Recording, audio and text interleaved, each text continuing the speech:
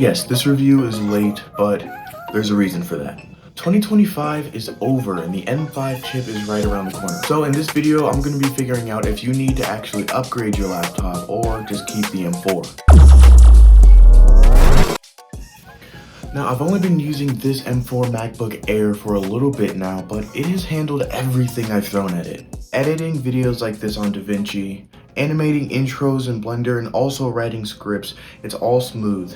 This M4 MacBook Air is capable of a lot. So real quick, let's talk about the specs of this M4 Air. The MacBook Air has a 10-core CPU with an 8 to 10-core GPU, depending on what option you get. And you can also get up to 24 gigabytes of RAM. And here I've got the 13.6-inch Liquid Retina display, but you can also option up for the 15-inch one if you want a bigger screen. It's got an aluminum body with 2 Thunderbolt USB-C ports and MagSafe charging, along with the headphone jack on the right side. We also have the 12 megapixel center stage camera along with the Magic Keyboard.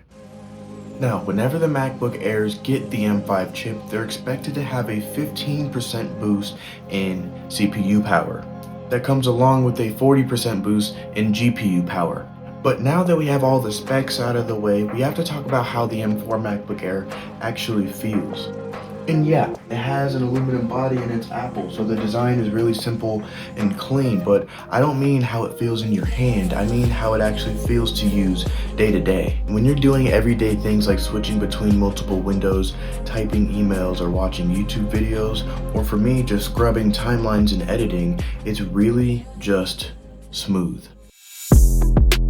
Now, I know that not everybody is doing intense things like Blender or even editing videos like this on their M4 MacBook Airs, but I am doing that and it has been able to handle all of that really easily.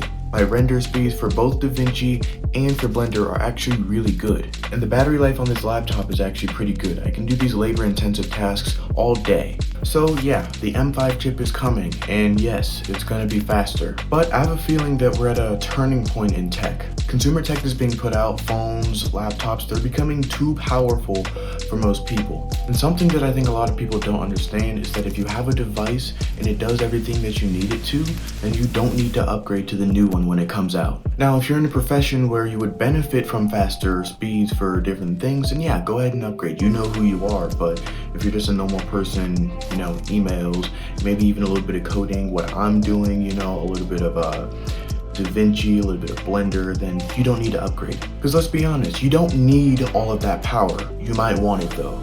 I know I want it. And plus, when the new M5 comes out, the M4 is going to drop in price. Meaning that if you don't have a laptop yet, you can wait probably a month or two and get the M4 for cheaper, and it's going to do everything you need it to do. Right now, the base M4 MacBook Air starts at $999. But if you're a student or a teacher or in the education system at all, you can get it for $899 through Apple's education portal. And also other retailers like Amazon or Best Buy, they'll have sales going on. I've seen those go as low as $749. So here's my verdict. If you're a normal person using a laptop for normal things, or a student or a teacher or anything of that kind of caliber, then the M4 was made for you. Is the M5 exciting? Sure, but it's not needed for most people. So unless you're a power using, pushing crazy workloads, the M4 is going to be just fine for you. Otherwise, you can upgrade anyway. So that's all for this video, but tell me what you think down in the comments. Are you going to wait for the M5 to come out, or are you going to grab the M4 today? But yeah, that's all for this one. I'll catch you guys in the next one. Peace.